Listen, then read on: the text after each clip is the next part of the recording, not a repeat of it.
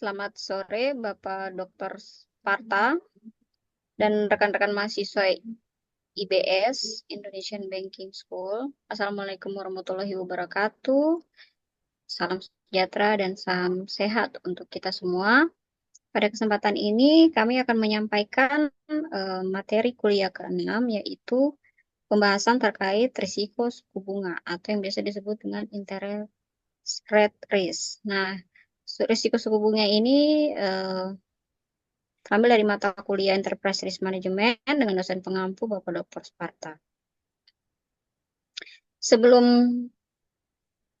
memulai pemaparan materi di sore hari ini, saya akan memperkenalkan tim kelompok. Yang pertama ada Bapak Sulaiman Rohmana. Selamat sore, salam sehat. Dan yang kedua saya sendiri, Foni Kabarek.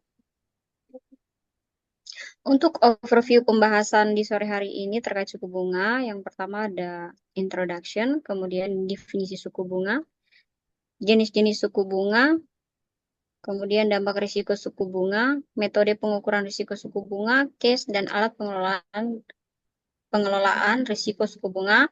Untuk pemaparan poin 1 sampai dengan 3 akan disampaikan oleh Pak Eman. Dan untuk pemaparan introduction, poin 4, case dan alat pengelolaan akan disampaikan oleh saya sendiri.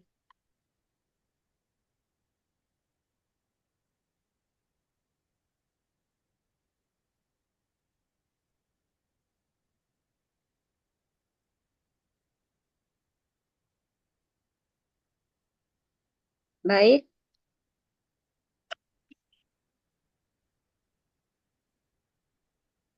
sebelum kita masuk ke dalam materi risiko suku bunga atau interest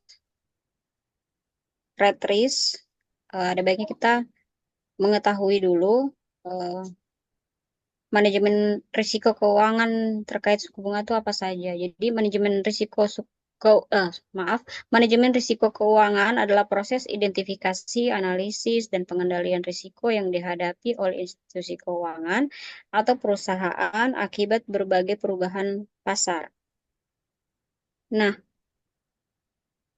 salah satu risiko utama yang dihadapi biasanya oleh institusi keuangan perusahaan itu adalah risiko suku bunga. Risiko suku bunga ini muncul karena fluktuasi suku bunga di pasar keuangan yang dapat mempengaruhi profitabilitas atau posisi keuangan perusahaan, terutama bagi bank dan lembaga keuangan yang portfolio aset dan kewajiban terkait dengan suku bunga. Perubahan suku bunga ini dianggap penting karena memiliki dampak langsung pada pendapatan bunga atau interest income dan biaya bunga atau interest expense. Dari institusi keuangan serta nilai pasar dari aset dan kewajiban berbunga. Jika ini tidak dikelola dengan baik, maka risiko suku bunga bisa menyebabkan kerugian yang signifikan bagi institusi keuangan.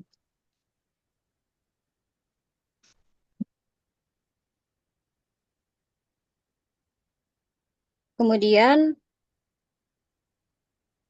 relevansinya apa bagi lembaga keuangan dan korporasi? Ini menggambarkan bahwa risiko suku bunga itu sangat krusial untuk lembaga keuangan karena biasanya memiliki eksposur yang cukup tinggi terhadap suku bunga. Sebagai contoh, perbankan, asuransi, dan manajer investasi dan manajer investasi.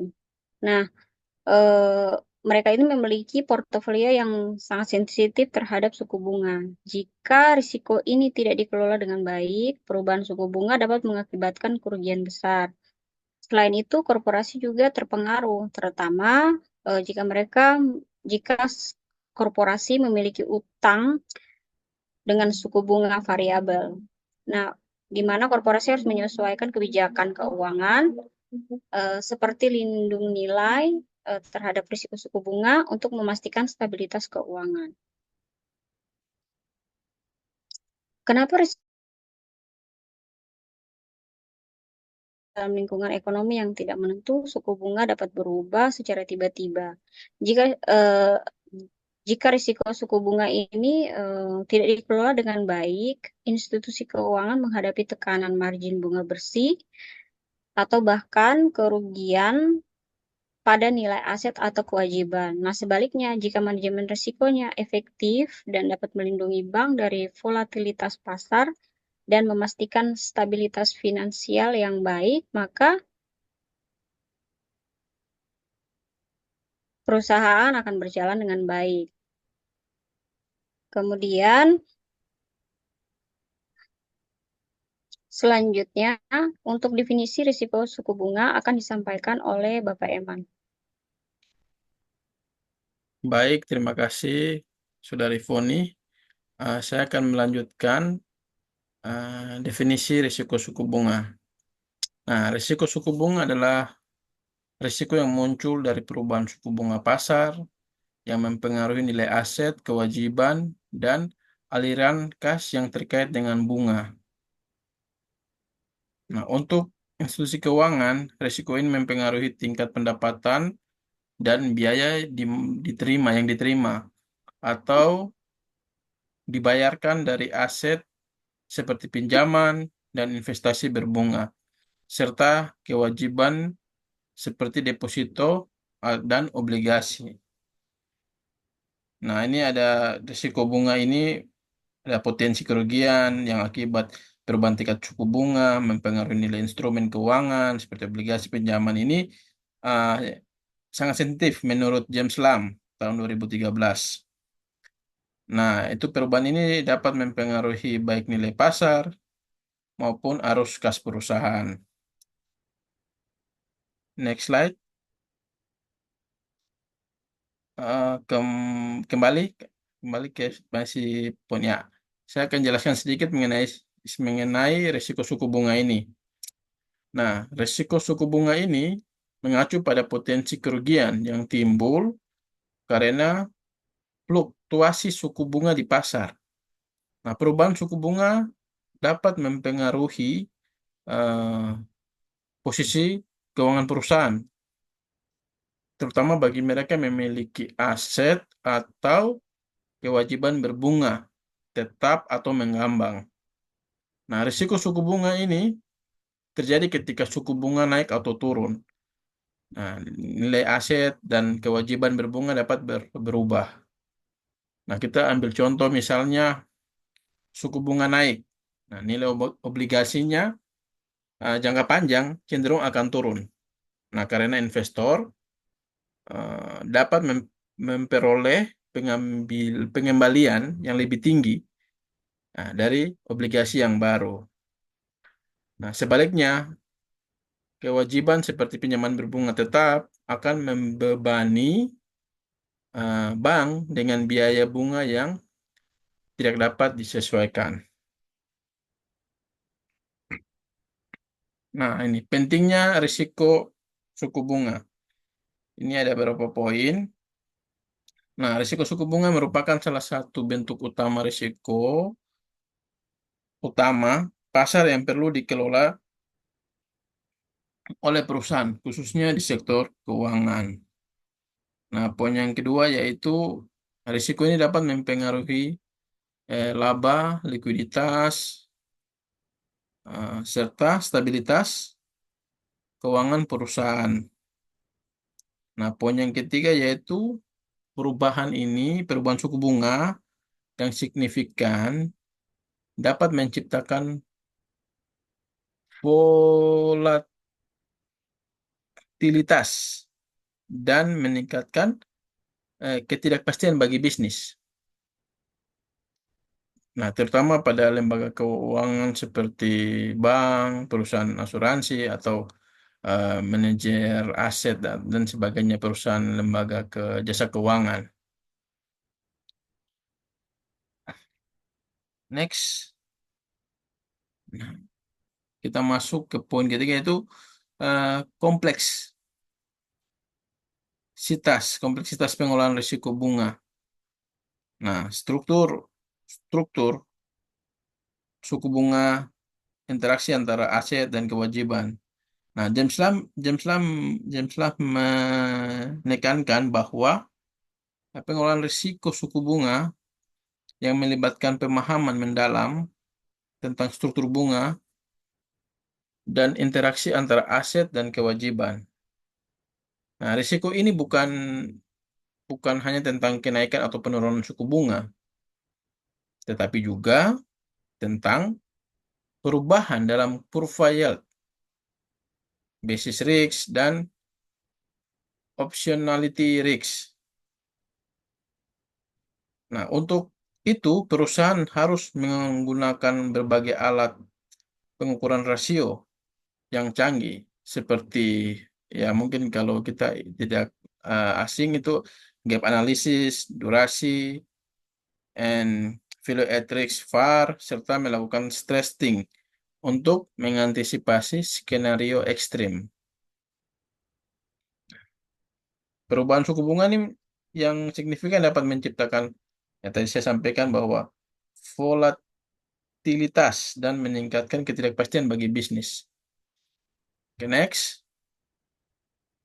Nah, kerangka pengelolaan risiko menurut James Lam. Nah, menurut James Lam tahun 2013 ini ada 3 elemen utama dalam mengelola risiko, termasuk risiko suku bunga. Nah, yang pertama itu eh, identifikasi risiko. Identifikasi risiko ini bagaimana? Nah, cara kita memahami faktor-faktor penyebab risiko dan dampak terhadap bisnis. Terus yang kedua itu kita mengidentifikasi faktor-faktor risiko utama termasuk fluktuasi suku bunga, perubahan dalam struktur kurva, dan volatilitas pasar. Nah, mengidentifikasi aset dan kewajiban perusahaan yang paling sensitif terhadap perubahan suku bunga. Nah, kita memahami bagaimana risiko suku bunga ini um, mempengaruhi arus kas, nilai pasar, dan profitabilitas. Nah, kita mengidentifikasi interaksi antara berbagai jenis risiko, seperti hubungan antara risiko suku bunga dan risiko likuiditas. Nah, contoh lembaga keuangan seperti bank akan mengidentifikasi bagaimana perubahan suku bunga dapat mempengaruhi keuntungan dari pinjaman dan deposito. Nah, ini masuk di pengukuran, pengendalian risiko, pengembangan strategis untuk memitigasi risiko-risiko melalui hedging, manajemen aset, liabilitas, dan diversifikasi. Nah, kita pengukuran risiko itu menggunakan teknik yang kuantitatif untuk mengukur dampak potensial dari perubahan suku bunga. Nah, tujuannya untuk apa? Nah, tujuan menggunakan metode kuantitatif untuk mengukur potensi dampaknya risiko yang telah diidentifikasi. Ini adalah langkah kunci untuk memahami beberapa besar exposure perusahaan terhadap risiko. Nah, teknik utama pengukuran risiko suku bunga ini mungkin kita menggunakan teknik gap analysis, yaitu menganalisis perbedaan jatuh tempo aset dan kewajiban yang sensitif terhadap suku bunga. Nah, mungkin yang kedua itu durasi and convexity, yaitu mengukur sensitivitas aset keuangan seperti obligasi terhadap perubahan suku bunga. Nah, yang metode berikut, teknik pengukuran yaitu VAR.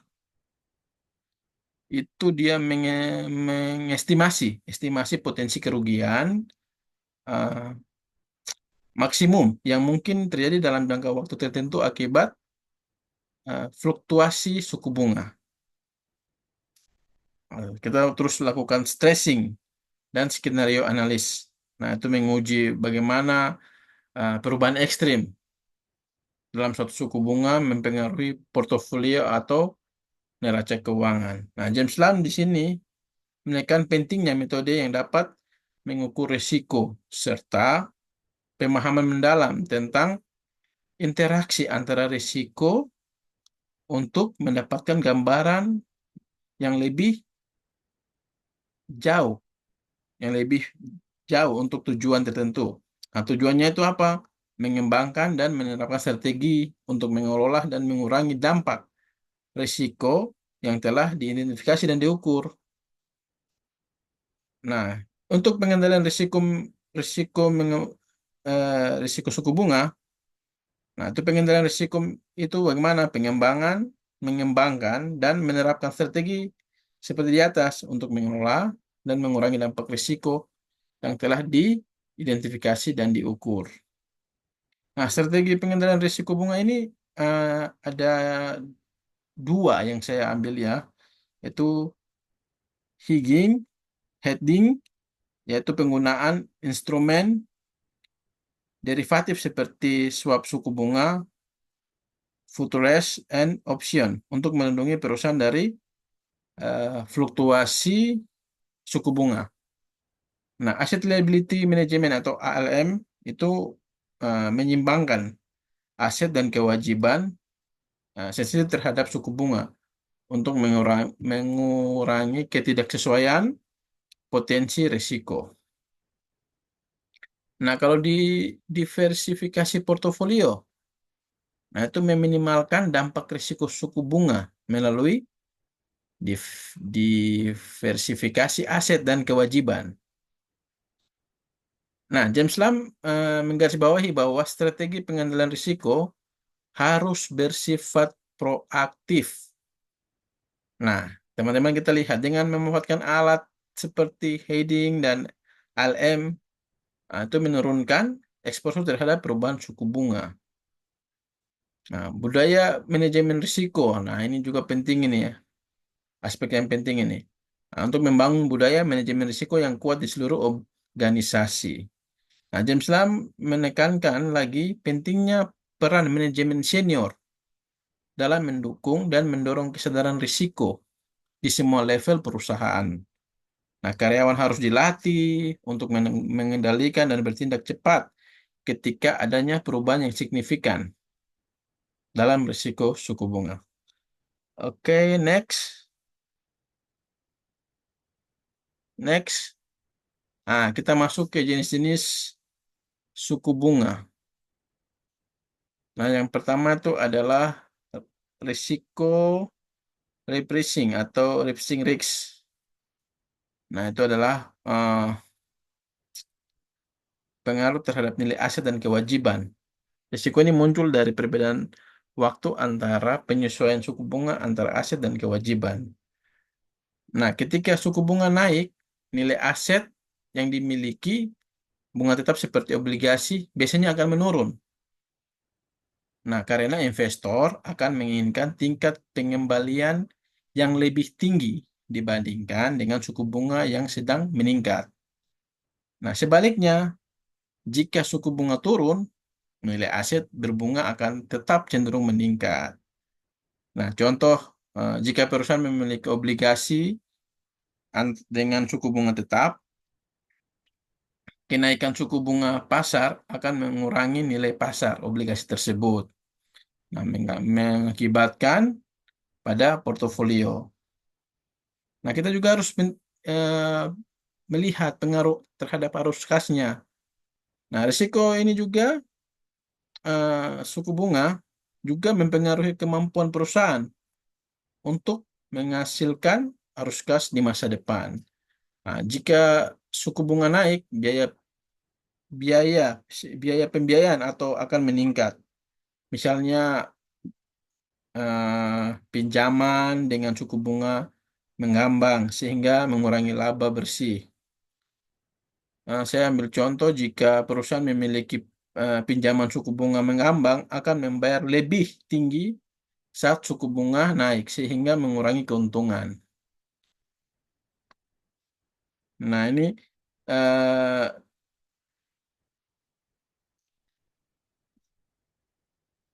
dampak next, coba Ibu Foni next. Oh, suku bunga ya Rix. Oke. Nah, kita bicara soal dampak masih tetap di sisi suku bunga.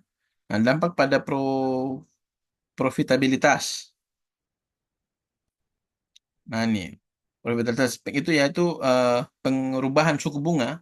Perubahan suku bunga dapat mempengaruhi margin, bunga bersih, net net interest margin dari lembaga keuangan seperti bank misalnya. Menghasilkan laba dari selisih antara suku bunga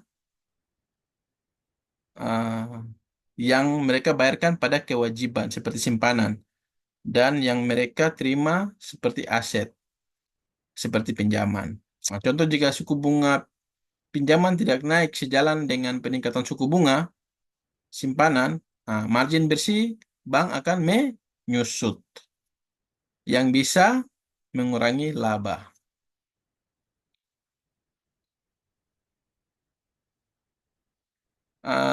Next, Ibu Fon. Kita masuk ke dampak risiko bunga. Nah, dampak risiko bunga ini ada beberapa poin yang saya akan jelaskan.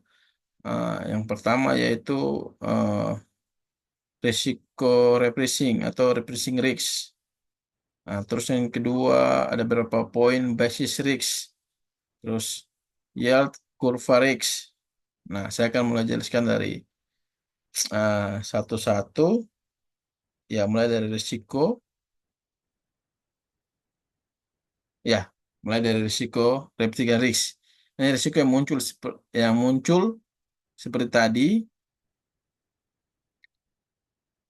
Apa itu risiko eh repre- repricing risk atau risiko antara aset dan kewajiban. Nah, risiko ini muncul dari perbedaan waktu penyesuaian bunga antara aset dan kewajiban. Nah, aset dan kewajiban memiliki jatuh tempo ya berbeda yang dapat menyebabkan ketidaksesuaian arus kas, di mana repricing risk fokus pada perbedaan waktu penyesuaian suku bunga, aset, dan kewajiban yang dapat mempengaruhi margin keuntungan. Nah, contoh contoh misalnya bank memiliki pinjaman suku bunga dapat disesuaikan setiap tahun, tetapi simpanan yang diterima nasabah disesuaikan setiap 5 tahun. Nah, jika suku bunga pasar naik, bank mungkin tidak dapat menyesuaikan suku bunga. Nah, itu contohnya ya. Terus poin yang berikut itu yaitu basis risk. Basis risk ini terjadi ketika terdapat perbedaan dua suku bunga yang digunakan untuk menghitung pendapatan dari aset dan kewajiban. Nah, ini disebabkan oleh perubahan dalam spread antara suku bunga yang berbeda. Nah, basis risk ini muncul ketika perbedaan antara dua suku bunga mempengaruhi pengembalian aset dan biaya kewajiban.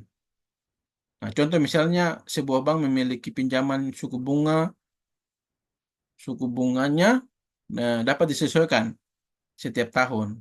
Nah, tetapi simpanan yang diterima dari nasabah disesuaikan setiap 5 tahun. Nah, jika suku bunga pasar naik, bank mungkin tidak dapat menyesuaikan suku bunga pinjaman dengan cepat, sehingga mengurangi margin keuntungan. Next.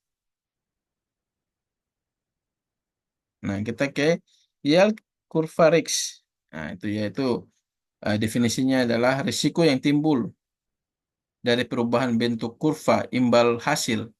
Kurva imbal hasil menggambarkan hubungan antara suku bunga dan waktu jatuh tempo. Nah, perubahan pada kurva ini dapat mempengaruhi nilai aset dan kewajiban dengan cara yang berbeda. Nah, yield kurva risk terkait dengan perubahan bentuk kurva imbal hasil yang dapat mempengaruhi instrumen keuangan jangka pendek dan jangka panjang secara berbeda. Nah, contoh kita ambil jika kurva imbal hasil ini menjadi lebih datar, obligasi jangka pendek.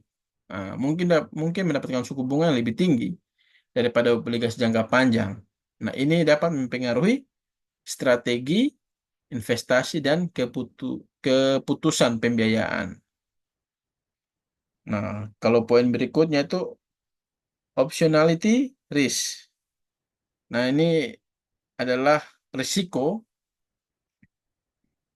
risiko yang muncul dari opsi yang melekat pada instrumen keuangan. Nah, seperti eh, untuk melunasi utang lebih awal. Atau opsi untuk memperpanjang jatuh tempo.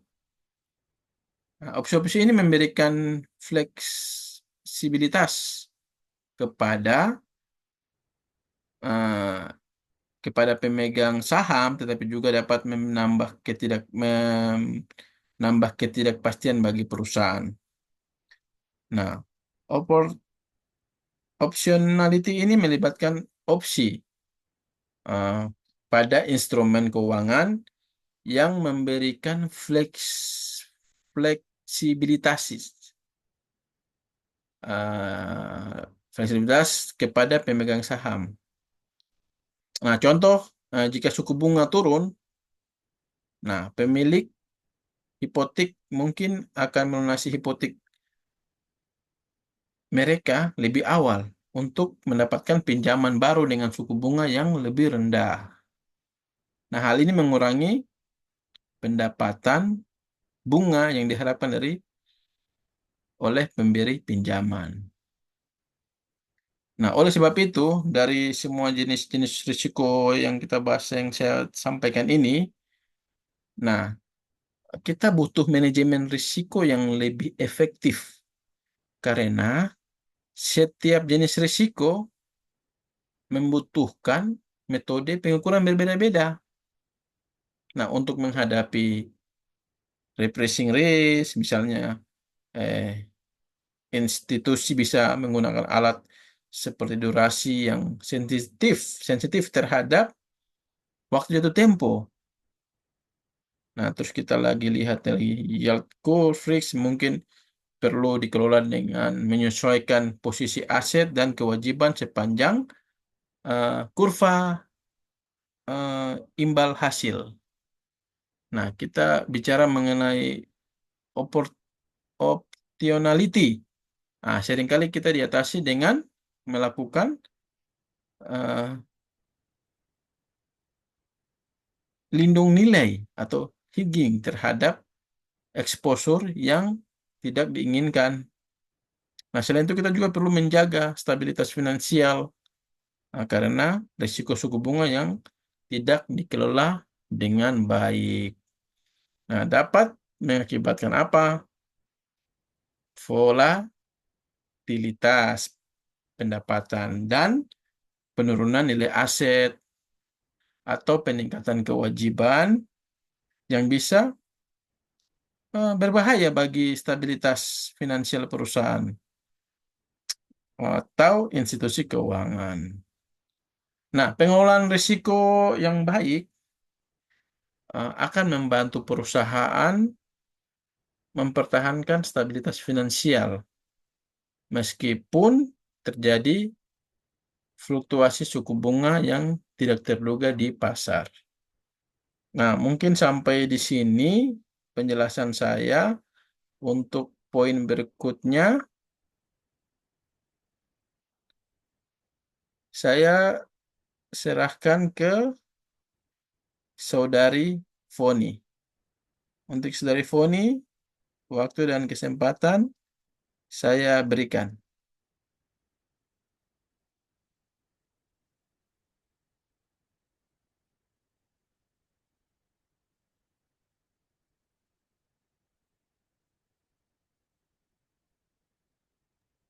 Baik, terima kasih Pak Eman.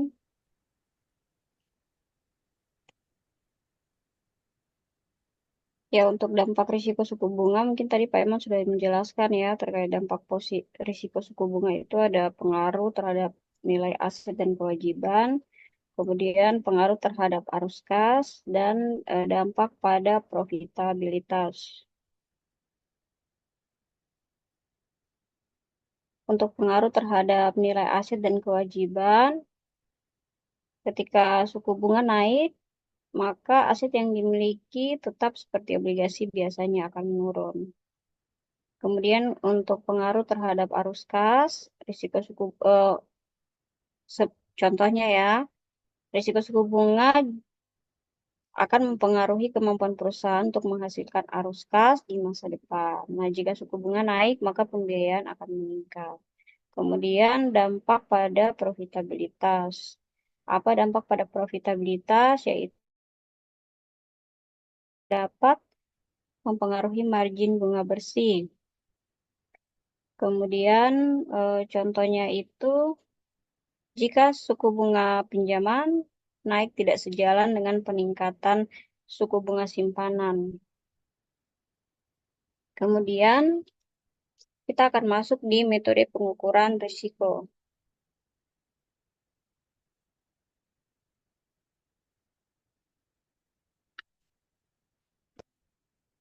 Untuk metode pengukuran risiko,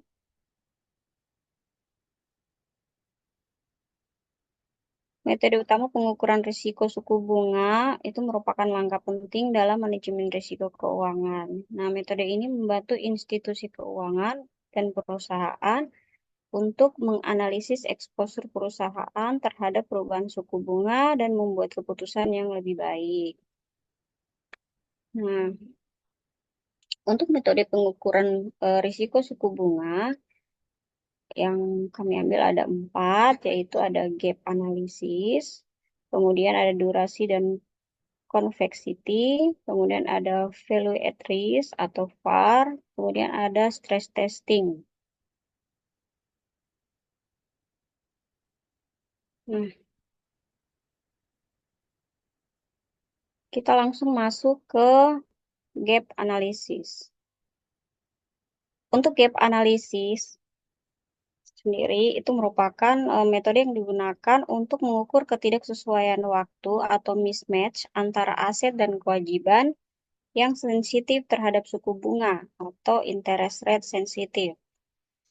Nah, dengan kata lain, gap analysis itu merupakan salah satu metode yang digunakan untuk mengukur ketidaksesuaian waktu antara aset dan kewajiban yang sensitif terhadap suku bunga. Metode ini fokus pada perbedaan jatuh tempo antara aset dan kewajiban dalam berbagai bucket waktu. Misalkan jangka panjang, jangka pendek, atau jangka menengah.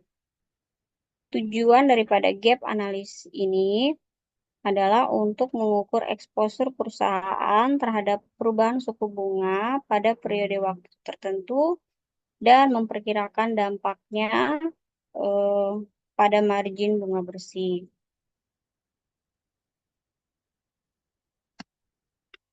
Kemudian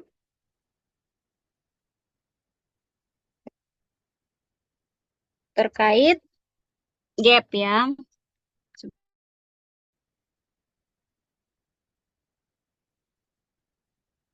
Oke. Apa sih langkah-langkah penggunaan gap analysis itu atau cara kerja gap analysis itu seperti apa? Yang pertama ada identifikasi aset dan kewajiban. Nah, identifikasi aset dan kewajiban yang sensitif terhadap suku bunga itu aset dan kewajiban yang sensitif terhadap perubahan suku bunga termasuk pinjaman, surat utang, deposito, dan instrumen keuangan lainnya yang suku bunganya bisa berubah dalam jangka waktu tertentu. Kemudian ada pengelompokan aset dan kewajiban dalam bucket jangka waktu dengan pengelompokan aset dan kewajiban dalam jangka waktu itu misalnya adalah aset dan kewajiban dibagi berdasarkan jangka waktu. jangka waktu jatuh temponya. Misalnya 1 sampai dengan 3 bulan, 3 sampai dengan 6 bulan, 6 sampai dengan 12 bulan, dan lebih dari 1 tahun. Pengelompokan ini, pengelompokan aset dan kewajiban, tujuannya untuk melihat kapan suku bunga dari masing-masing aset atau kewajiban akan diperbaharui. Kemudian, langkah selanjutnya adalah melakukan perhitungan gap. Nah, gap itu sama dengan aset sensitif suku bunga kurangi dengan kewajiban sensitif suku bunga di setiap bucket waktu. Nah, jika aset sensitif lebih besar daripada kewajiban, maka terjadi positif gap atau yang disebut sebagai gap positif. Jika kewajiban lebih besar daripada aset, maka terjadi negatif gap. Kemudian ada analisis dampak perubahan suku bunga. Nah, dari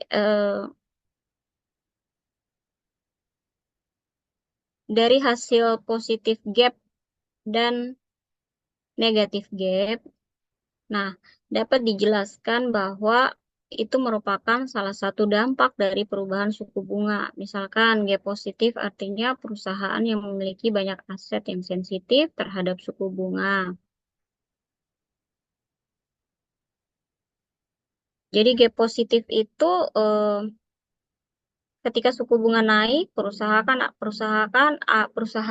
akan mendapatkan lebih banyak pendapatan bunga, dan ketika suku bunga turun, pendapatan bunga akan menurun. Kemudian ada gap negatif. Gap negatif itu merupakan kewajiban yang lebih besar daripada aset. Nah, dalam kondisi ini tentunya kenaikan suku bunga akan meningkatkan biaya bunga. Biaya bunga ini akan lebih cepat daripada pendapatan bunga. Nah, ketika suku bunga turun, biaya bunga akan menurun lebih cepat daripada pendapatannya. Nah, contoh ilustrasi gap analisis. Jadi, sebuah bank memiliki portofolio yang terdiri dari aset obligasi dengan jatuh tempo 3 bulan senilai 10 juta dan kewajiban deposito 6 bulan senilai 8 juta.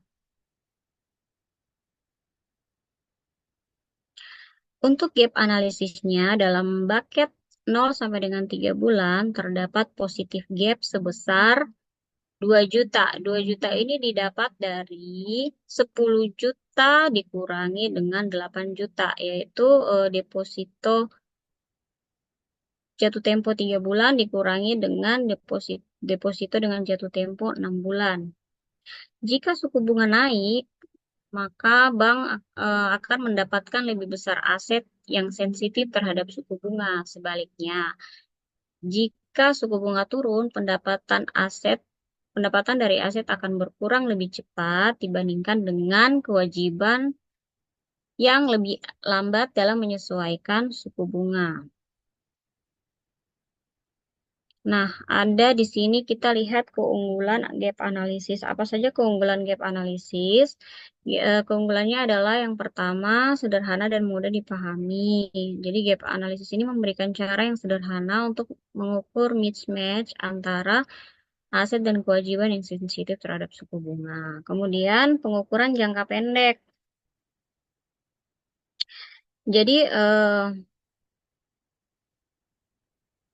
pengukuran jangka pendek ini berguna untuk memperkirakan dampak perubahan suku bunga dalam jangka pendek, yaitu 1 tahun atau kurang dari 1 tahun. Kemudian identifikasi secara jelas, artinya memberikan gambaran yang jelas tentang eksposur risiko suku bunga pada berbagai jangka waktu. Kemungkinan mengelola risiko untuk merencanakan strategi yang sesuai. Nah, apa saja keterbatasan analisis gap? Jadi keterbatasannya itu hanya berfokus pada sensitivitas jangka pendek, ia tidak mempertimbangkan dampak perubahan suku bunga jangka panjang. Nah, dalam jangka panjang, eksposur terhadap risiko suku bunga mungkin berubah seiring dengan perubahan waktu. Dan analisis tidak mencerminkan risiko yang aktual. Kemudian, yang kedua itu mengabaikan tingkat perubahan suku bunga.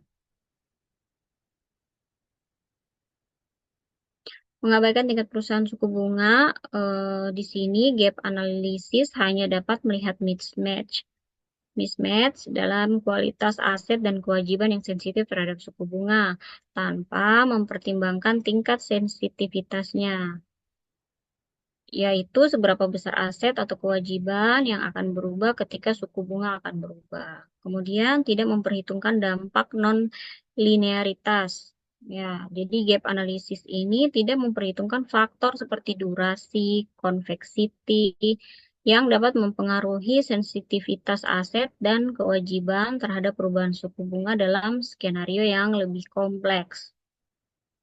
Nah, juga tidak memperhitungkan durasi. Gap analisis tidak mempertimbangkan durasi atau sensitivitas dari harga aset dan kewajiban.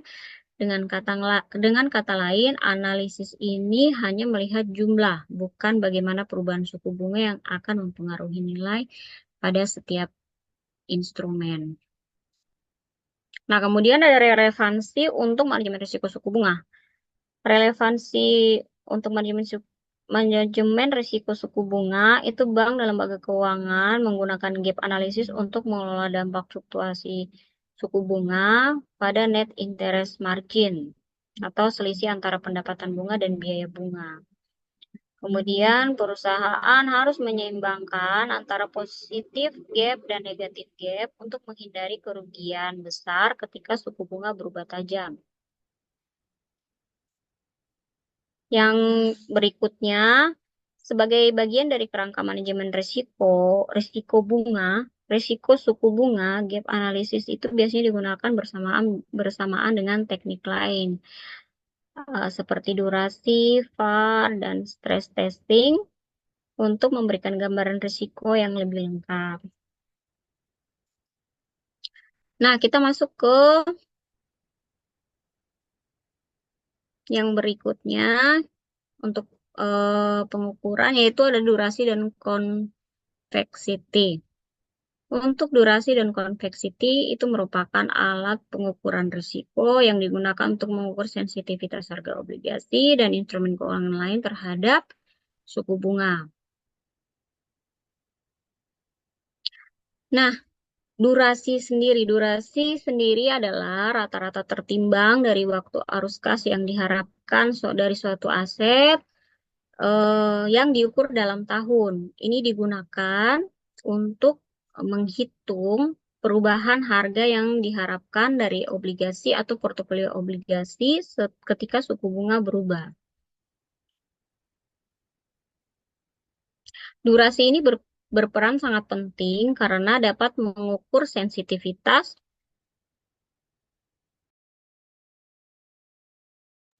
maaf,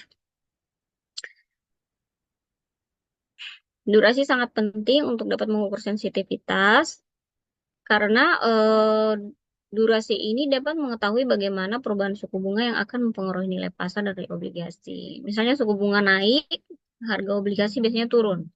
Dan durasi memberitahu seberapa besar penurunan tersebut. Selain manajemen dapat merencanakan strategi lindung nilai atau hedging yang tadi sudah disebutkan oleh Pak Yaman, dan menyesuaikan portofolio untuk mengurangi eksposur terhadap risiko suku bunga. Apa sih jenis-jenis durasi? Jenis durasi ada dua. Yang pertama adalah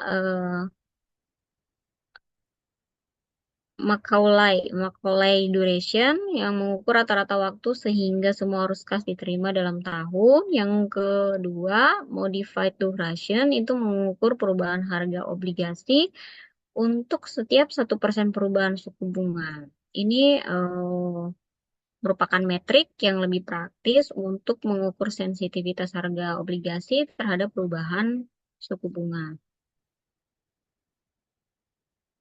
Kita lihat formula durasi yang dimodifikasi atau modified duration. Modified duration ini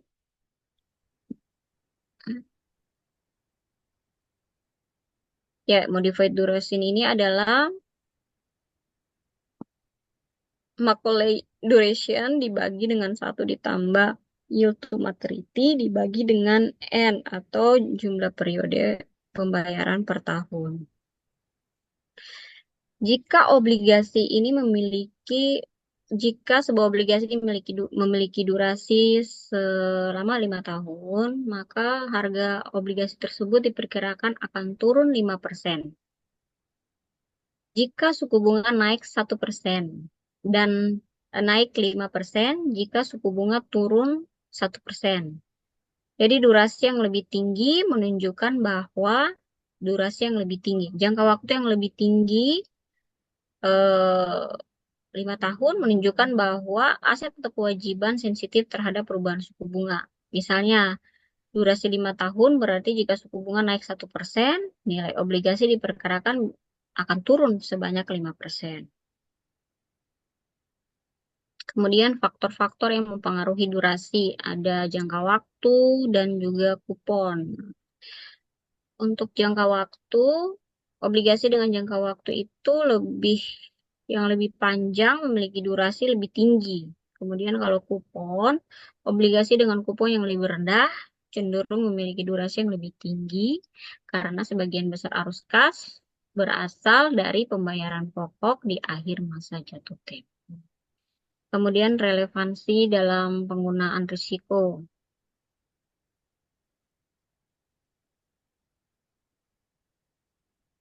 Oke, ada kelebihan-kelebihan dari durasi analisis ini. Dia tuh bisa dipakai untuk mengukur risiko suku bunga, karena memberikan indikator yang jelas mengenai harga dari perubahan suku bunga dan membantu pengelola investasi dan manajer risiko untuk memahami berapa sensitif portofolio mereka terhadap fluktuasi suku bunga.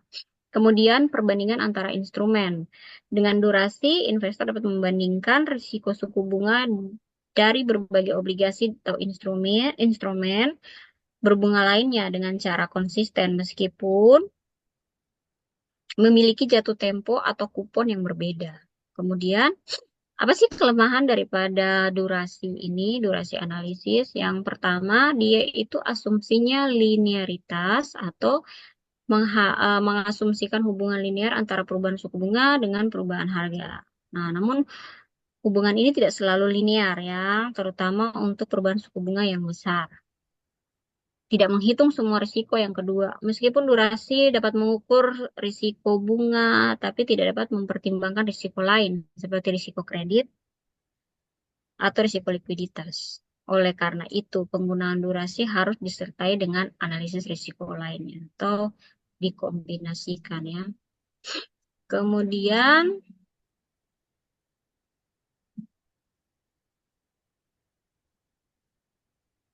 durasi digunakan perusahaan. Nah, durasi itu digunakan perusahaan untuk apa sih? Sebagai alat ukur sensitivitas. Durasi itu berfungsi sebagai alat ukur sensitivitas ya. Tadi saya udah jelaskan belum? Oke. Sebagai alat untuk mengukur sensitivitas nilai suatu aset atau kewajiban terhadap perubahan suku bunga. Nah, kemudian strategi manajemen risiko. Nah, kalau manajemen risiko memahami analisis durasi, manajemen risiko ini dapat merancang strategi untuk mengelola risiko suku bunga, termasuk dengan penyesuaian portofolio untuk mengurangi eksposur terhadap fluktuasi suku bunga.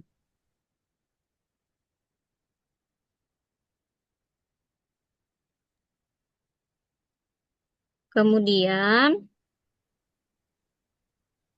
nah, salah satu contoh strategi manajemen risiko. Nah, jika sebuah bank mengetahui bahwa mereka memiliki kewajiban dengan durasi yang pendek, mereka dapat mempertimbangkan untuk menginvestasikan lebih banyak dalam aset dengan durasi yang lebih panjang untuk menciptakan keseimbangan. Kemudian, sebagai dasar keputusan investasi. Jadi, analisis durasi ini bisa memberikan informasi yang sangat penting untuk pengambilan keputusan investasi. Dengan durasi dari berbagai aset, manajer investasi dapat lebih baik dalam merencanakan alokasi aset dan menilai keseluruhan portofolio.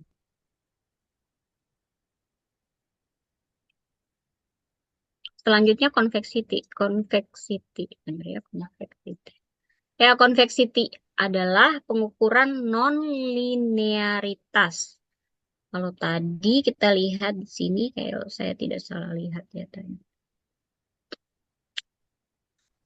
Nah, kalau sebelumnya linearitas, kalau yang ini pengukuran non-linearitas. Jadi, hubungan antara harga obligasi dan suku bunga. Nah, konveksiti ini juga menggambarkan derajat perubahan durasi seiring dengan perubahan suku bunga. Jadi, konveksiti dan durasi ini berkolaborasi atau bisa digabungkan. Obligasi dengan konveksiti yang lebih tinggi cenderung tahan terhadap fluktuasi suku bunga yang besar. Semakin besar konveksiti suatu obligasi, semakin tidak akurat estimasi perubahan harga durasi saja. Maksudnya semakin besar konveksiti dalam satu obligasi, nah berarti estimasi perubahan harga dapat dilakukan menggunakan berdasarkan durasi. Gitu ya. Nah, ini formula untuk konveksiti.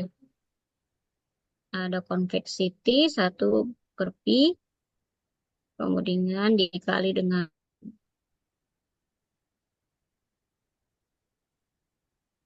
ini ditambah dengan T ditambah dengan 1, kemudian CF, 1 ditambah Y pangkat T. Nah, untuk, maaf ya, di sini saya belum munculkan P ya. Jadi kalau untuk formula konveksiti itu 1/P dikali sigma T dalam kurung T ditambah 1 dikali CF. CF itu adalah arus kas tiap periode ya. Dibagi dengan yield pangkat T. T itu periode waktu. Jadi P harga obligasi. Kemudian T adalah periode waktu arus kas. Kemudian CF adalah arus kas di tiap periode dan Y adalah yield. Iya. Contohnya, contoh jika suku bunga berubah secara drastis, misalnya 2% atau lebih, nah durasi menggunakan analisis durasi saja itu sebenarnya tidak cukup. Jadi maksudnya tidak cukup akurat. Jadi untuk memperkirakan perubahan harga obligasi kurang akurat.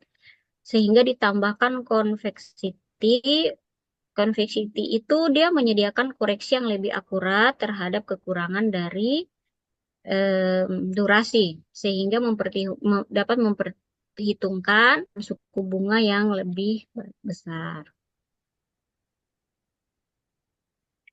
Interpretasi konveksiti. Nah, obligasi dengan konveksiti yang lebih tinggi akan mengalami kenaikan harga yang lebih besar ketika suku bunga turun dan penurunan harga yang lebih rendah ketika suku bunga naik dibandingkan dengan obligasi yang memiliki konveksiti lebih rendah.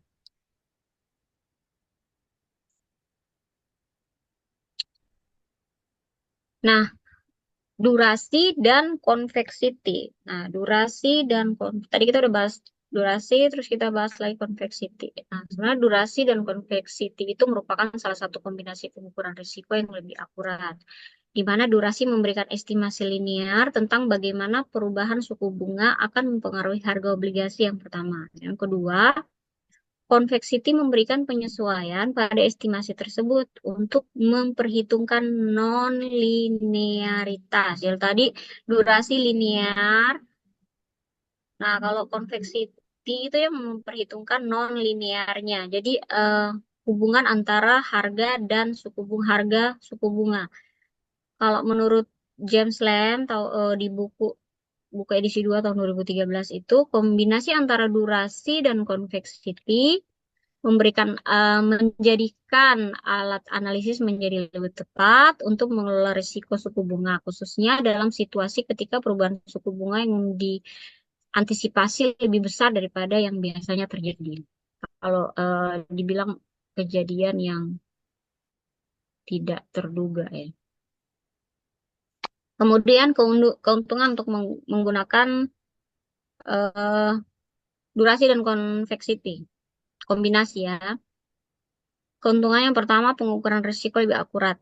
Kenapa? Karena memberikan perkiraan dampak perubahan suku bunga kecil, sedangkan durasi memperkirakan dampak perubahan suku bunga yang kecil. Sedangkan konveksiti mengoreksi untuk perubahan yang lebih besar. Kemudian sebagai alat perencanaan pengelolaan aset dan kewajiban ALM ya, perusahaan dapat mengelola portofolio dengan lebih baik dengan memahami sensitivitas aset terhadap perubahan suku bunga. Kemudian ada mitigasi risiko volatilitas suku bunga seperti yang dijelaskan tadi sama Pak Iman ya. Kombinasi kedua alat ini memberikan kemampuan untuk perusahaan merencanakan strategi hedging yang lebih tepat. Tapi ada keterbatasannya juga ya. Keterbatasannya adalah dia memiliki asumsi yang statis. Maksudnya apa? Durasi dan konveksiti bekerja dengan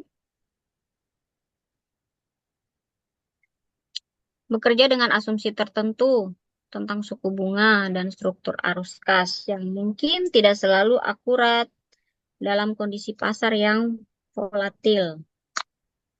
Kemudian yang kedua, kebutuhan data yang lengkap. Nah, perhitungan konveksiti itu lebih kompleks dan membutuhkan data yang lebih kompleks, yang lengkap, yang rinci mengenai arus kas, obligasi, dan perubahan suku bunga. Jadi, kebutuhan data yang lengkap ini terkadang ribet ya. Oke. Oh, sorry Pak Eman. Maaf ya.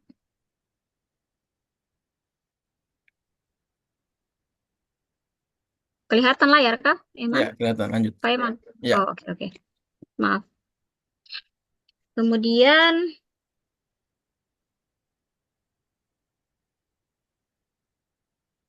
kita masuk ke contoh. Ini kita sudah masuk ke case ya. Jadi tadi ada pemaparan slide di depan, case, itu sudah langsung kita masuk analisis, kita langsung masuk ke case ya. Jadi di sini contoh case ini ada manajemen portofolio obligasi Bank X, Y, Z, memiliki portofolio obligasi senilai 100 juta yang terdiri dari obligasi pemerintah dan korporasi.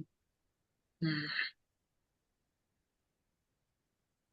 sorry. Dalam beberapa bulan terakhir, ada indikasi bahwa suku bunga akan naik karena kebijakan moneter yang lebih ketat dari bank sentral. Untuk itu, manajemen ingin memahami bagaimana perubahan suku bunga yang mempengaruhi portofolio. Peman, kan di sini nih obligasi pemerintah dan korporasi senilai 100 juta. Berarti obligasi ada dua ya. Pemerintah kita namakan saja A ya, obligasi A.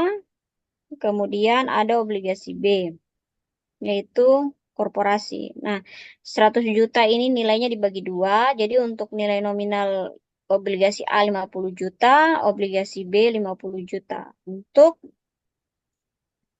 kuponnya untuk obligasi A ada 5%, untuk obligasi B ada 7%, untuk jatuh tempo yang obligasi A 5 tahun berarti lebih pendek ya.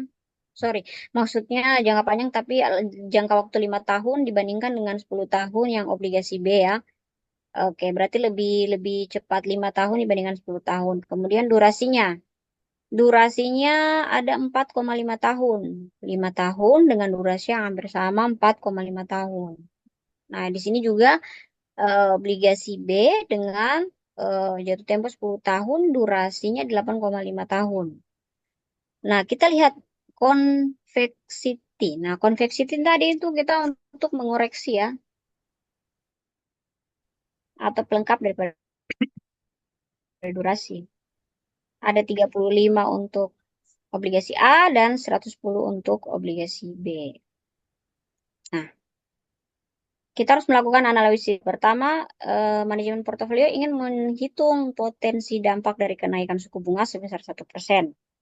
Nah, perusahaan memutuskan untuk menggunakan kedua-duanya atau kombinasi antara durasi dan konveksiti. Nah, untuk memperkirakan perubahan harga portofolio. Karena tadi jangkanya ada panjangnya, jangka panjang. Kemudian menghitung dampak dengan durasi. Jadi pertama kita menghitung dampak dulu dengan durasi. Nah, durasi 4,5 tahun berarti kenaikan suku bunga 1% akan menurunkan obligasi sebanyak 4,5%. Berarti penurunan nilai obligasi A 50 juta dolar dikalikan dengan 4,5%. Hasilnya 2,25. Pak Eman, coba tolong hitung. Jangan sampai salah lagi. 50 juta kali 4,5, 2,25 kan?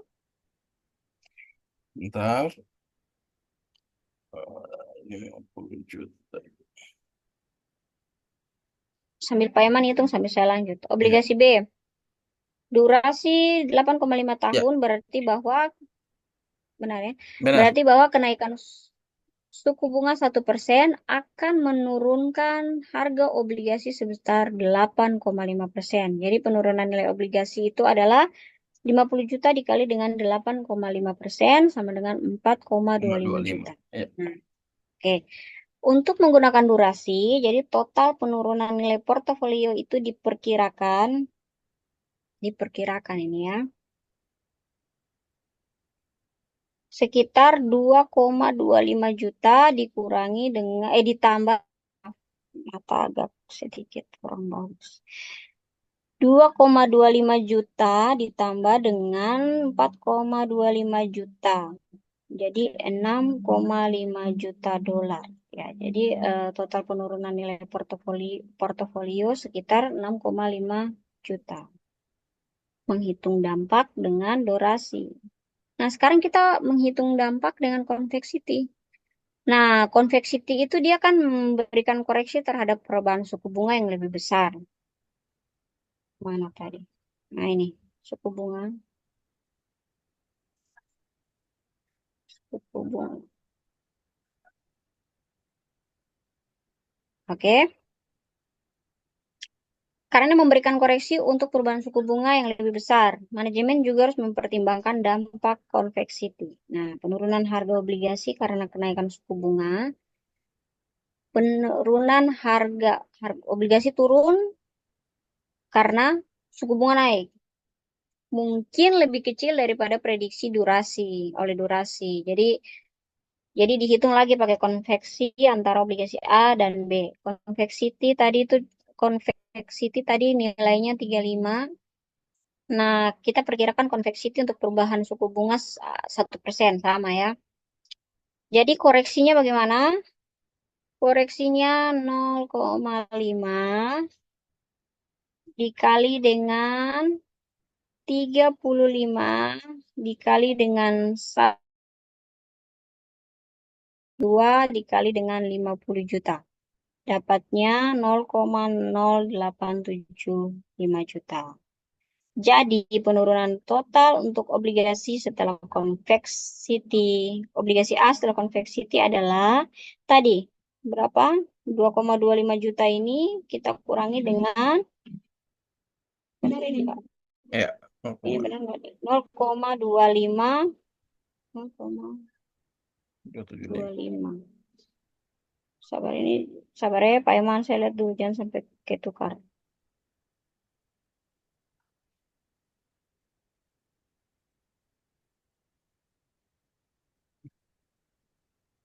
Ya, dikurangi dengan 0. Pak Iman, coba kalikan ini. Ini berapa nih harga?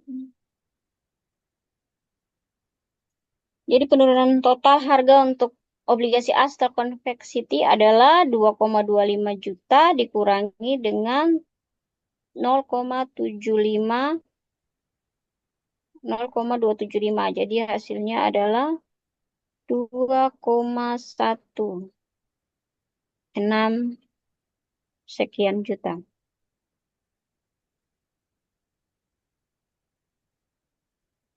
0,275.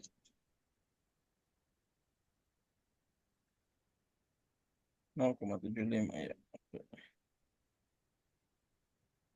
Oh, ya ini tidak terblok balik ya Pak Eman ya. 4,25 dikurangi 0,275. Ya, jadi yang selanjutnya konveksiti 110. Konveksiti 110 untuk perubahan suku bunga 1% adalah untuk koreksinya 0,5 dikalikan dengan 110 dikali dengan 1% dikali dengan 50 juta. Hasilnya 0,275. Pak Iman nanti tolong hitung yang ini ya. Takutnya salah ini. Baik, baik ya. Lanjut. Ini dikurangin ini. 2,25 dikurangi 0,275.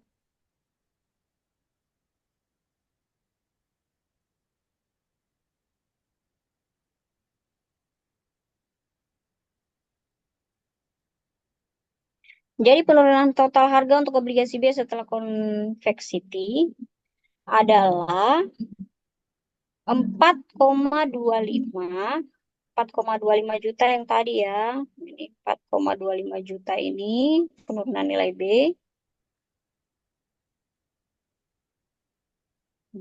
dikurangi dengan suku bunga tadi ya 0,275 hasil dari penjumlahan ini. Jadi hasilnya 3,975. Setelah memasukkan faktor konveksiti, total penurunan nilai bisa digabungkan. 2165 tadi pertama A ditambah dengan 3975. Jadi 6,13 juta dolar untuk penurunan nilai portofolio. Kalau di konveksiti 6,13, sedangkan oh, oke. Ini 6,5 juta. 6,13 lumayan ya. Nah, hasil analisisnya apa? Tanpa konveksiti, estimasi kerugian dari kenaikan 1% adalah 6,5 juta. Ya, seperti tadi ya. Kemudian dengan konveksiti, nah jadi tuh dari tanpa konveksiti ini maksudnya tadi kita menggunakan durasi kita dapat 6,5 juta dolar. Tapi setelah menggunakan kombinasi dengan konveksiti, kita sudah mengurangi suku bunga tadi, maka estimasi kerugian dia lebih turun. Dari 6,5 juta turun ke 6,1. Lumayan ya Pak Iman? Ya, Dari 6,5 juta turun ke 6,1. Nah, ini menunjukkan bahwa konveksiti memberikan penyesuaian yang lebih akurat dan memperhatikan sifat non-linear hubungan antara perubahan suku bunga dengan harga obligasi. Jadi, kombinasi antara konveksiti dan durasi. Tindakan manajemen portofolio, melakukan hedging, melakukan rebalancing portofolio, melakukan diversifikasi ya terhadap perusahaannya. Sabar ya Pak ya, saya penasaran dengan hitungan yang tadi itu.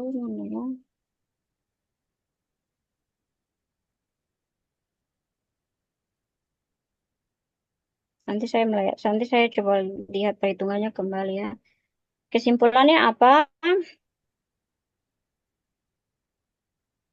Dari studi kasus ini menunjukkan bahwa pentingnya mengkombinasikan antara durasi dan konveksiti dalam pengelolaan suku bunga, risiko suku bunga. Durasi itu membantu memberikan estimasi dasar mengenai perubahan harga obligasi, tetapi konveksiti dapat memberikan koreksi yang lebih baik untuk memperhitungkan dampak perubahan suku bunga yang lebih besar.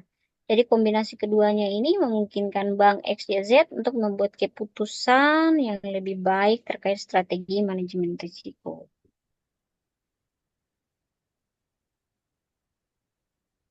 Kita masuk ke perhitungan yang pengukuran selanjutnya itu value value at risk atau VAR dalam risiko suku bunga. VAR adalah ukuran risiko yang digunakan untuk memperkirakan potensi kerugian maksimum dari satu investasi atau portofolio dalam periode tertentu dengan tingkat keyakinan tertentu. Misalnya 95% atau 99%. Dalam konteks risiko bunga, suku bunga, VAR ini membantu perusahaan mengukur seberapa banyak nilai aset atau kewajiban dan perusahaan yang dapat berkurang akibat perubahan suku bunga dalam jangka waktu tertentu.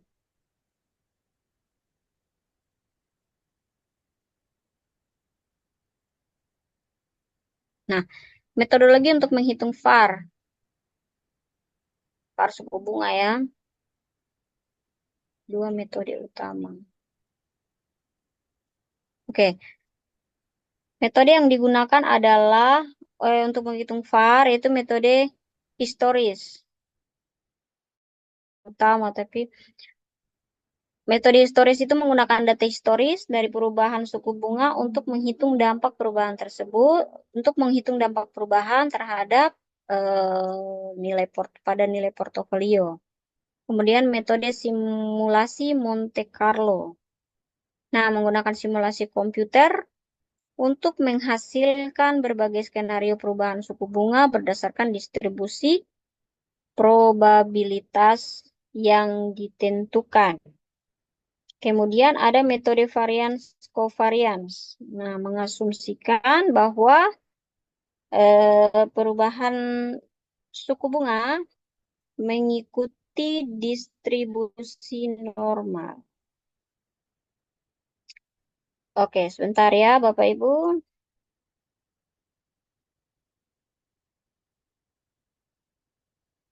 Pak Iman, tadi saya sudah jelaskan VAR itu penting atau belum ya? Belum ya, kayaknya.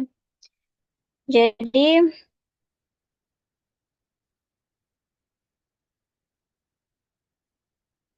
kenapa VAR penting dalam pengelolaan risiko suku bunga? Yang pertama, dalam konteks risiko suku bunga, VAR itu membantu perusahaan mengukur beberapa jenis banyak aset atau kewajiban yang eh, dapat berkurang akibat dari perubahan suku bunga dalam jangka waktu tertentu pertama. Yang kedua, VAR dapat membantu manajer risiko untuk mengidentifikasi potensi kerugian besar dan merencanakan strategi mitigasi, kemudian mematuhi persyaratan regulasi yang terkait pengukuran risiko, mengelola model secara lebih efektif untuk menutupi risiko yang teridentifikasi. Itu ya. Jadi kenapa VAR itu dia sangat penting. Nah, metodologi hitung VAR ini memang ada beberapa.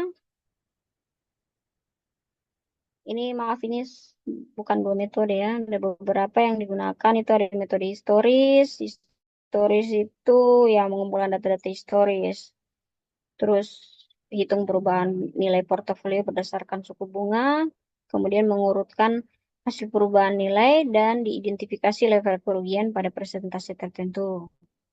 Kemudian untuk metode simulasi Monte Carlo, itu menggunakan simulasi komputer yang menghasilkan berbagai macam skenario perubahan suku bunga berdasarkan distribusi probabilitas yang ditentukan. Nah, contoh langkah-langkahnya itu tentukan distribusi probabilitas, kemudian menjalankan simulasi yang menghasilkan banyak sekali skenario, ribuan skenario dan suku bunga untuk menghitung, yang ketiga tuh untuk menghitung perubahan nilai portofolio di setiap skenario identifikasi kerugian terburuk. Jadi ada banyak skenario yang digunakan, apalagi sekarang sudah industri 4.0, mungkin simulasi Monte Carlo ini dia lebih berkembang lagi. Kemudian ada metode varian kovarian ya. Metode varian kovarian ini mengasumsikan bahwa perubahan suku bunga mengikuti distribusi normal. Nah, distribusi normal menggunakan informasi tentang deviasi standar. Ini kita kembali ke statistik ya, Bapak Ibu. Korelasi antara instrumen untuk menghitung VAR. Nah, ini rumus untuk VAR, yaitu Z, di, Z itu Z-score ya.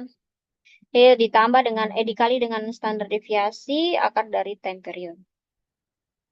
Z itu nilai dari distribusi normal pada level kepercayaan tertentu, misalnya 1,65 untuk 95%. Kemudian RO itu adalah deviasi standar dari perubahan nilai portofolio dan T adalah periode waktu yang dipertimbangkan.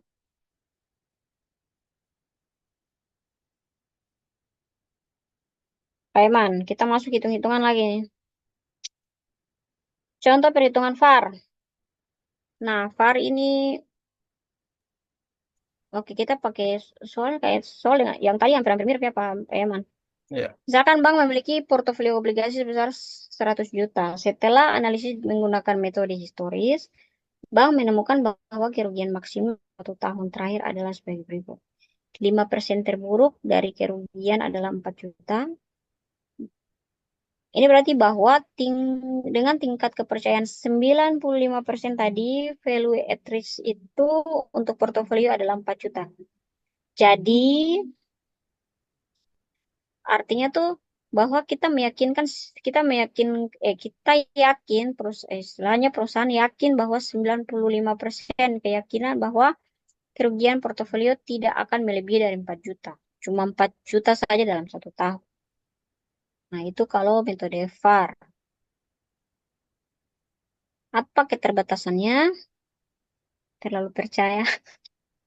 Jadi kalau keterbatasannya VAR itu adalah asumsi distribusi normal. Jadi seringkali mengasumsikan bahwa perubahan nilai mengikuti distribusi normal yang mungkin tidak selalu benar dalam kondisi pasar yang ekstrim. Kemudian tidak perhitungkan kerugian besarnya kerugian. Dia tidak memberikan informasi tentang potensi kerugian yang lebih besar dari nilai VAR itu sendiri. Tidak menunjukkan kualitas risiko VAR, tapi hanya memberikan ukuran kuantitatif dari risiko. 95% percaya. Pak Eman, sekarang kita tuh percaya sama orang percaya tidak percaya ya Pak Eman. Jadi, begitu pula dengan VAR ya. VAR 95%. Seperti tadi, 95% perusahaan menganggap bahwa, bukan menganggap apa, oh, apa tadi ya, perusahaan kepercayaan ya, kepercayaan perusahaan bahwa 95% itu 95% rugi itu hanya 4 saja. 4 juta tuh 95% kepercayaan bahwa dalam satu hari kita akan rugi sebesar 4 juta. Nah, itu tidak menunjukkan kualitas risiko karena hanya memberikan nilai kuantitatif tapi tidak memberikan informasi tentang penyebab risiko atau dinamika pasar turun naik. Apalagi kalau suku bunga itu kan biasa berpengaruh terhadap banyak kondisi makro, mikro, semua berpengaruh ya. Baik itu yang terjadi di luar sama yang di dalam negeri. Kita lanjut ke perhitungan stress testing.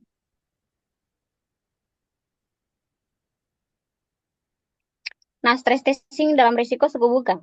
Stress testing itu merupakan metode analisis yang digunakan untuk mengevaluasi dampak skenario ekstrim atau kondisi pasar yang tidak biasa pada nilai portofolio eksposur, risiko, atau institusi keuangan. Tujuannya adalah untuk memahami ketahanan portofolio terhadap guncangan pasar yang signifikan untuk mengidentifikasi potensi kerugian yang mungkin terjadi dalam situasi tersebut.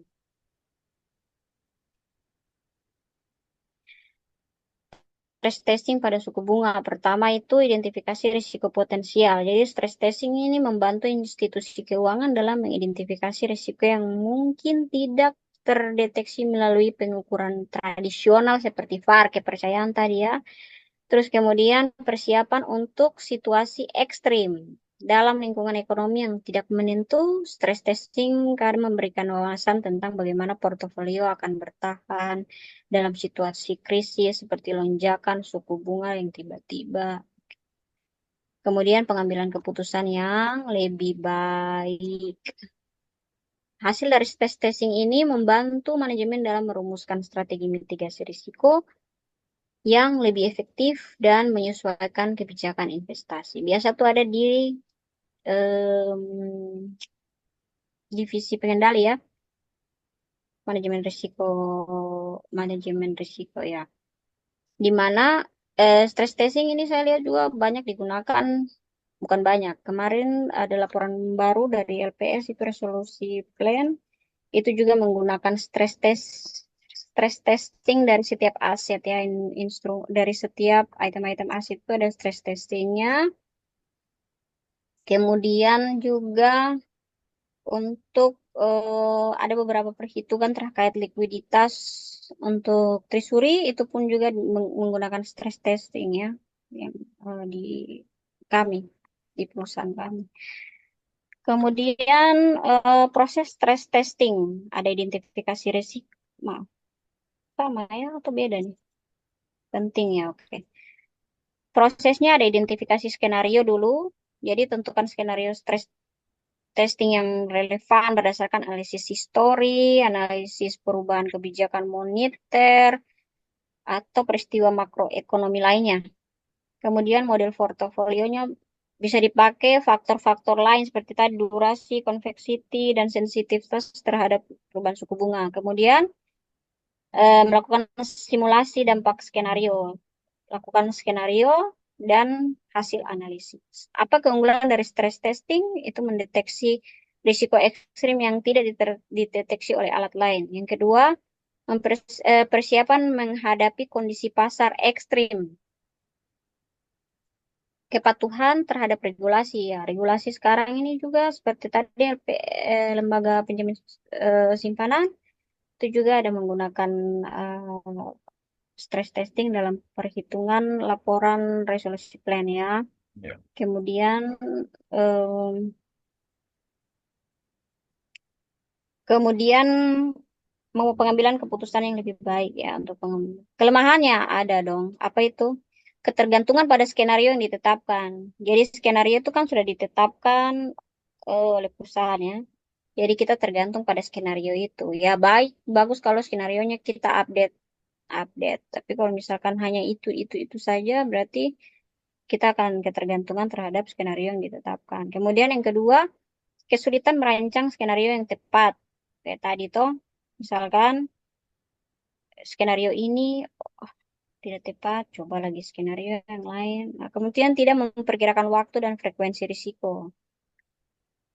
Setelah itu, keterbatasan data dan model, biaya dan sumber daya, tidak memberikan solusi yang konkret. Nah, misalkan saja stress testing untuk risiko suku bunga. Bank melakukan stress testing pada portofolio obligasinya bernilai 200 juta. Perusahaan menetapkan skenario stres di mana suku bunga naik sebesar 200 basis point. Nah, hasil analisisnya apa? Dampak obligasi pada A, nilai pasar turun 3 juta. B, nilai pasar turun 5 juta.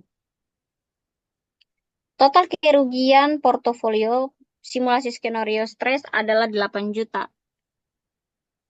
Nah, ini yang tadi saya bilang, nilai pasar turun sebesar 3 juta, nilai pasar turun sebesar 5 juta. Obligasi A, B itu kan ditentukan ya. Ditentukan ini. Nah, coba kita masuk ke case. Bank ABC memiliki portofolio obligasi senilai 100 juta, terdiri dari dua obligasi A dan B. A 60 juta dolar, B 40 juta dolar, dengan durasi 5 tahun dan 10 tahun. Sama kayak tadi ya. Nah, Bank ABC khawatir dengan potensi kenaikan suku bunga di masa mendatang yang berdampak negatif pada nilai portofolionya. Oleh karena itu, perusahaan memutuskan untuk melakukan stress testing berdasarkan skenario stres yang ditentukan suku bunga sebesar 200 basis point atau 2%. Kita lihat informasi obligasinya ada A, nilai pasar 60 juta, durasi 5 tahun, perubahan nilai pasar akibat kenaikan 1-5%. B, nilai pasar 40 juta dolar dengan durasi 10 tahun, perubahan nilai pasar akibat kenaikan suku bunga 1-10%. Nah, perhitungan dampak kenaikan suku bunga. Dengan kenaikan suku bunga 2%, kita dapat menghitung dampak kerugian masing-masing obligasi berdasarkan durasinya. Jadi tadi kita pakai durasi untuk menghitung. Sorry, ini contoh soal apa nih? Stress test. Tau? Iya. Nah, perubahan suku bunga 2%.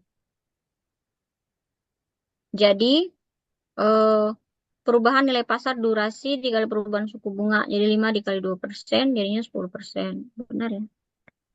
Iya, iya, iya. Kerugian dalam dolar untuk obligasi A yaitu 10% dikali 60 juta. Hasilnya 6 juta. Nah, dampak obligasi B. Durasi 10 tahun, perubahan suku bunga 2%.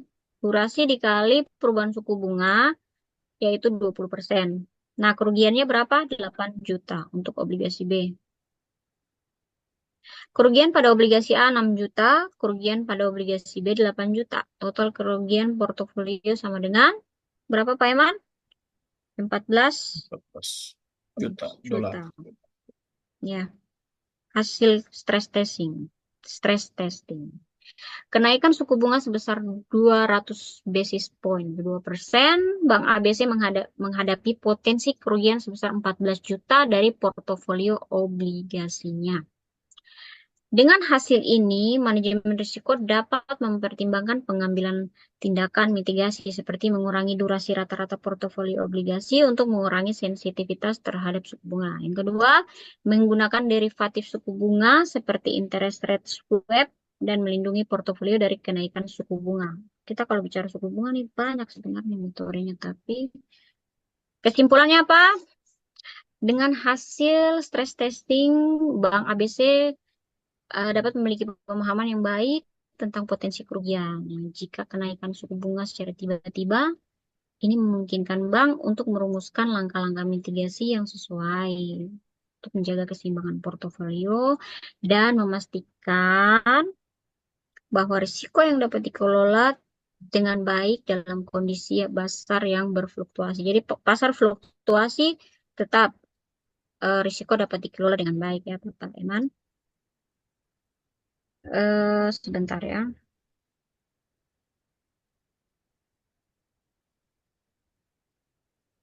Sepertinya materi kita sudah selesai ya, Pak Eman.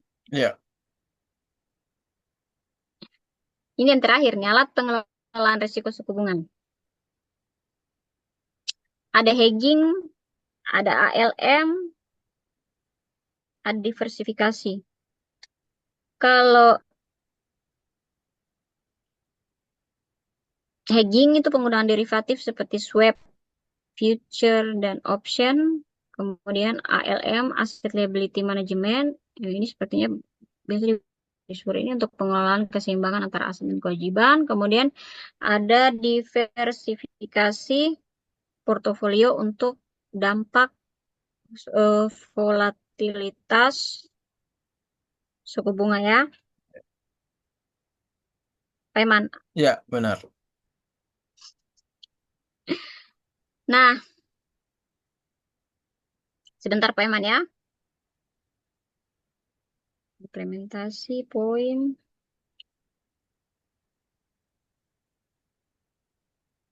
Ya, mungkin penjelasan kita sampai di sini ya Pak Iman ya. Ini sebenarnya alat yang bisa digunakan dalam pengelolaan risiko suku bunga. Ada hedging, ada ALM, ada diversifikasi. Ya, mungkin berikut kami bisa menampilkan materi yang lebih lengkap ya Pak Iman.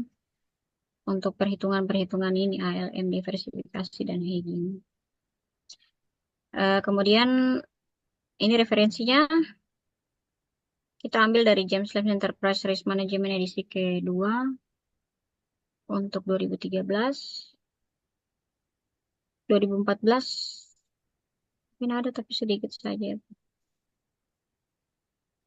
Ya, terima kasih untuk Pak Eman yang sudah memaparkan materi. Baik, terima Terima kasih. kasih buat teman-teman yang akan eh, belajar lewat video yang kami tayangkan. Semoga eh, pembelajaran terkait risiko suku bunga ini dapat kita pahami, dapat kita mengerti untuk proses belajar, bukan selain proses belajar mengajar, selain itu kita bisa dapat menerapkannya dalam mungkin perusahaan kita atau tidak mungkin dalam di mana saja kita bekerja kita dapat menerapkan risiko suku bunga ini ya, interest rate risiko yang tentunya berkaitan dengan suku bunga. Sekian pemaparan kami di sore hari ini. Eh, Mungkin ada banyak materi yang kurang sempurna atau yang perlu perbaikan, teman-teman bisa eh, sampaikan melalui kolom komentar. Terima kasih untuk kesempatan Pak Iman di sore hari ini. Assalamualaikum warahmatullahi wabarakatuh. Salam sejahtera dan salam sehat untuk kita semua. Waalaikumsalam warahmatullahi wabarakatuh. Izin live. Terima kasih, Saudari Foni.